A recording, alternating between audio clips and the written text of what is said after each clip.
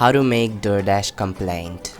Number 1. Choose the right method. Doordash offers various channels for complaints. Decide whether you prefer email, live chat or phone support. Number 2. Email complaints. Send a complaint email to support@doordash.com. Fill out the provided form explaining your issues clearly. Await a response from a Doordash representative. Number 3. Live chat complaints. Visit help.doordash.com. Select the relevant chat option based on your role. Complete the form and start a live chat conversation.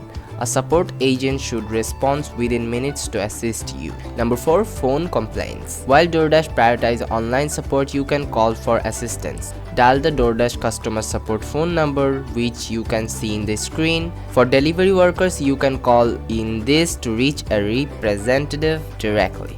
Follow automated instructions and selections to connect with a live support representative. Number 5. Doordash corporate officers. Doordashers headquarters are located in San Francisco, CA 94107. While the office isn't open to the public, you can use this address for traditional mail. Number 6. Doordash help pages. Before restoring to direct complaints, check Doordash's help pages. These pages provide solutions for common issues related to the app, payments, deliveries and more. So that's how to make a Doordash complaint, and thanks for watching.